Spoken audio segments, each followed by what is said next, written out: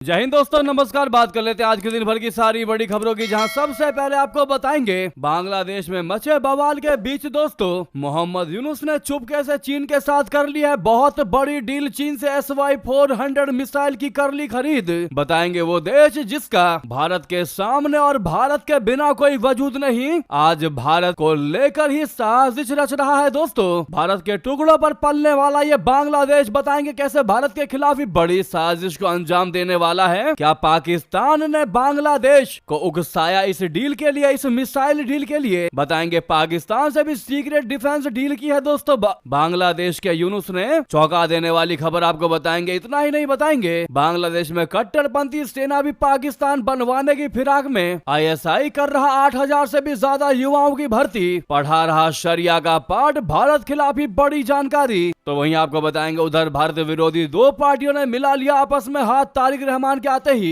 ये दोनों पार्टियां हुई एकजुट। आखिर क्या है इनका सियासी समीकरण? क्यों बांग्लादेश में कट्टरपंथी इतने एक्टिव हो चुके हैं कि भारत खिलाफ ही तीनों ओर से भारत को घेरने में लगे हैं दोस्तों? तो वहीं बांग्लादेश में हिंदू युवकों की लिंचिंग पर भारत ने लगाई मोहम्मद यूनुस की क्लास। कह दी ऐसी बात कि भारत से वार्तालाप करना तो दूर, मोहम्मद यूनुस आंखें तक नहीं मिला पाएंगे। दोस्तों आज एक से एक बेहतरीन खबर आपको बताने वाले हैं, बस आप वीडियो के लास्ट तक बने रहिएगा। और खबरों में आगे बढ़ने से पहले अगर आप भी मानते हैं कि भारत खिलाफ कितनी भी चालें चलने ये देश, अपना भारत इनको सटीक और मुंहतोड़ जवाब देने के लिए कैपेबल है, तो वीडियो को लाइक करके, चैनल को सब्सक्राइब करके, बेल आइकन दबा के कमेंट में जय हिंद कह दीजिएगा। बात करते हैं पहली सबसे बड़ी खबर की, जहां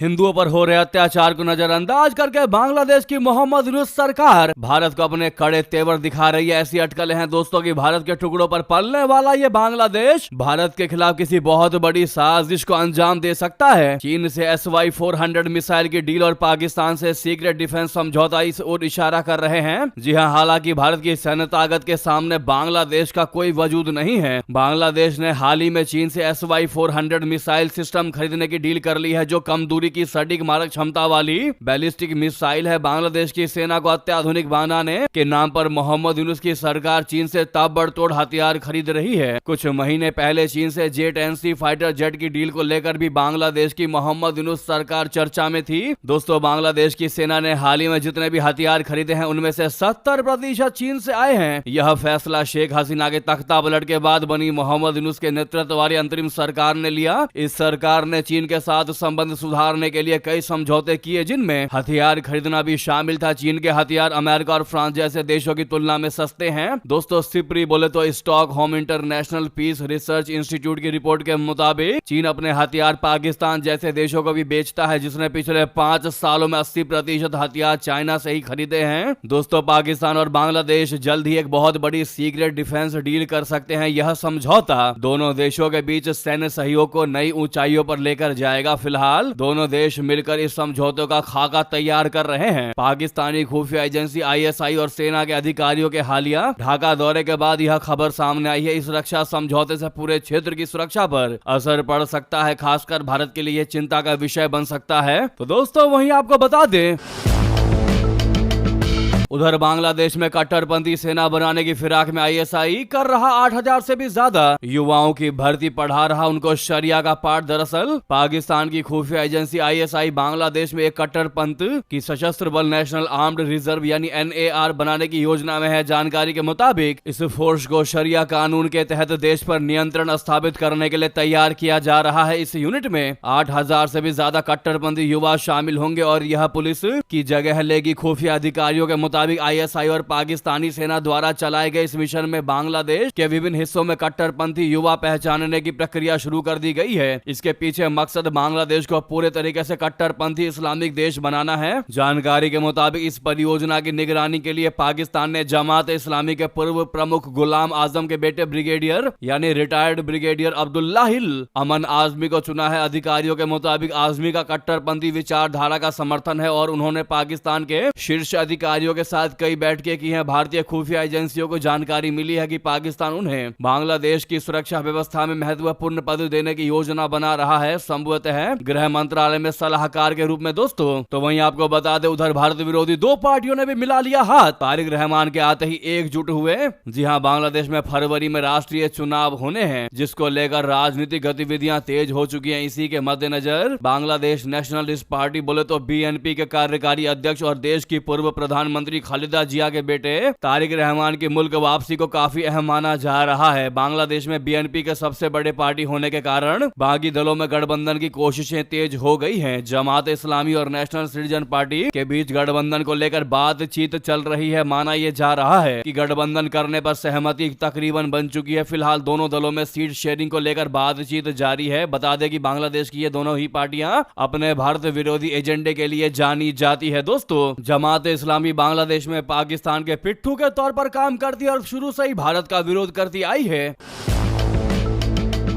वही एनसीपी का गठन बीते साल शेख हसीना के खिलाफ आंदोलन करने वाले छात्र नेताओं ने किया है। इस दल के नेता भी शुरुआत से ही भारत के खिलाफ बयानबाजी करते रहे हैं। प्रोथो मोलो की रिपोर्ट के मुताबिक बीते साल बनी एनसीपी किसी पुराने राजनीतिक दल के साथ मिलकर चुनाव लड़ना चाहती है। पार्टी नेताओं ने इसके लिए पहले बीएनपी से गठबंधन की कोशिश की, लेकिन सीट बंटवारे पर बात अटक गई। इसके बाद जमात से संपर्क किया गया और इस बार बातचीत आगे बढ़ रही है। रिपोर्ट में कहा गया है कि एनसीपी का एक धड़ा जमात के साथ गठबंधन के विरोध में है। उसका कहना है कि तारिक रहमान के बांग्लादेश लौटने के बाद एक बार फिर बीएनपी के साथ बातचीत होनी चाहिए। जी हां दोस्तों, क्या है इस पर आपकी राय जरूर कमेंट करके बताइएगा। बांग्लादेश में लगातार भारत विरोधी कट्टरपंथी ताकतें मजबूत होती दिखाई दे रही है, आपस में जगह लेती दिखाई दे रही है। ऐसा लग रहा है कि एकमात्र शेख हसीना ही थी या अवामी लीग पार्टी ही थी जो भारत का समर्थन करती थी। क्या आने वाला समय भारत के विरोध में ही रहने वाला है बांग्लादेश में, या फिर दोस्तों अब अपना भारत कोई नया चक्र, जादू का चक्र चलाने वाला है अंदर खाने? ये देखने वाली बात रहेगी आखिर क्यों शेख हसीना भारत में शरण ली हुई है। और अगर शरण ली हुई है तो कहीं ना कहीं अंदर खाने कोई ना कोई बातें तो चल ही रही होंगी दोस्तों। बस उस जादू की छड़ी का इंतजार है जिसकी खबर अब तक बाहर नहीं निकल पाई है। क्या लगता है आपको, क्या ना कुछ होते हुए भी सरकार भारत के समर्थन में ही बनेगी बांग्लादेश में? दोस्तों जरूर कमेंट करके बताएगा। देखते हैं आपकी इस पर राय विचार क्या है। अगली खबर की बात करते हैं, जहां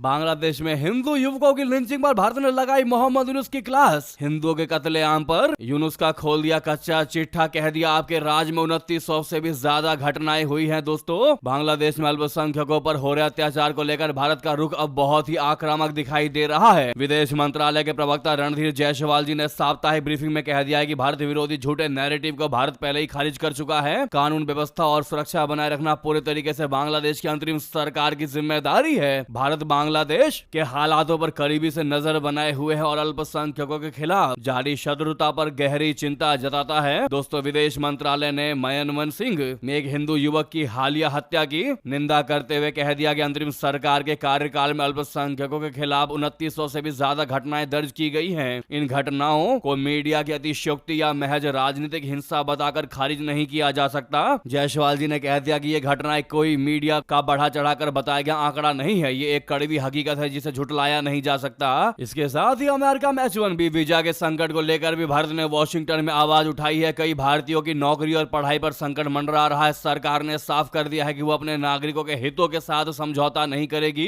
इतना ही नहीं दोस्तों, तारिक रहमान की ढाका वापसी पर भी भारत ने अपना पहला रिएक्शन दिया। क्या कहा बता दें। भारतीय विदेश मंत्रालय ने तारिक रहमान की वापसी पर कह दिया कि भारत उम्मीद करता है कि बांग्लादेश में स्वतंत्र, निष्पक्ष और समावेशी चुनाव होंगे। उन्होंने कहा कि भारत चाहता है कि बांग्लादेश में स्वतंत्र, निष्पक्ष और समावेशी चुनाव हो। भारत बांग्लादेश के नागरिकों से अच्छे संबंध स्थापित करने के लिए प्रतिबद्ध है। हम वहां शांति और स्थिरता की उम्मीद करते हैं। हर पक्ष के लोग वहां भाग लें और वहां लोगों की आवाज और ज्यादा बुलंद हो। तो दोस्तों वहीं आपको बता दें, इधर विश्व हिंदू परिषद ने भी बांग्लादेश हिंसा पर यूनाइटेड नेशन से हस्तक्षेप कर दिया। कह दिया कि संस्कृति को नष्ट करने की साजिश रची जा रही है। भारत में लगातार रोष देखने को मिल रहा है दोस्तों बांग्लादेश में जारी अल्पसंख्यकों के खिलाफ जारी हिंसा पर। ऐसे में विश्व हिंदू हिंदू परिषद ने इस पर गहरी चिंता जताते हुए संयुक्त राष्ट्र संघ से इस मामले में तत्काल दखल देने और मानवाधिकारों की रक्षा करने की अपील कर दी। बांग्लादेश में हिंदू अल्पसंख्यकों की स्थिति पर बात करते हुए विश्व हिंदू परिषद के प्रवक्ता विनोद बंसल ने कह दिया कि वहां पर जिस तरीके की हिंसा देखने को मिल रही है ये विश्व के लिए एक बड़ा चेतावनी संकेत है। संयुक्त राष्ट्र को इस मामले पर तुरंत ध्यान देना चाहिए। दोस्तों अगली बेहतरीन खबर की बात कर लेते हैं, जहां पर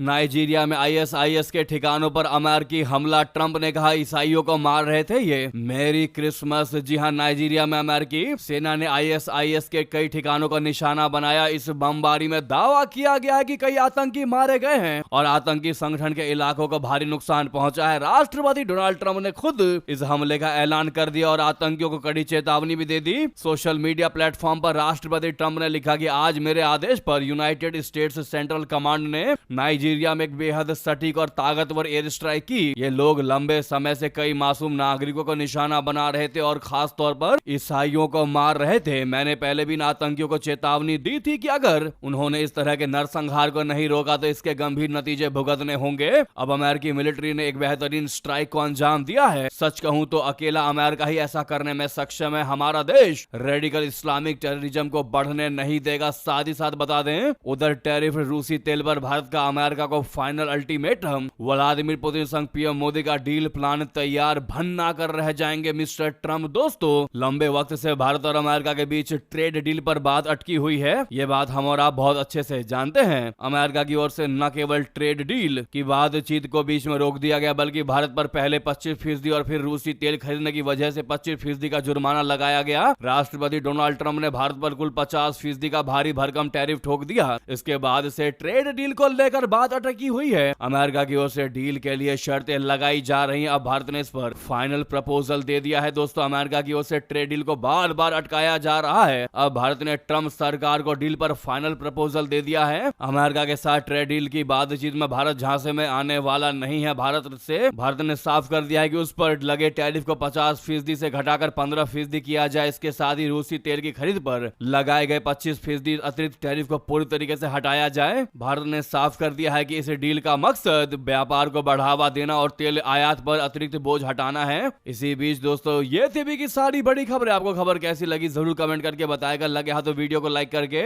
इस चैनल को सब्सक्राइब करके बेल आइकन दबा के कमेंट में जय हिंद कह दीजिएगा। मिलता अगली बड़ी खबर में। यहां तक बने रहने के लिए आप सभी का बहुत बहुत धन्यवाद, बहुत बहुत आभार। जय हिंद, जय भारत।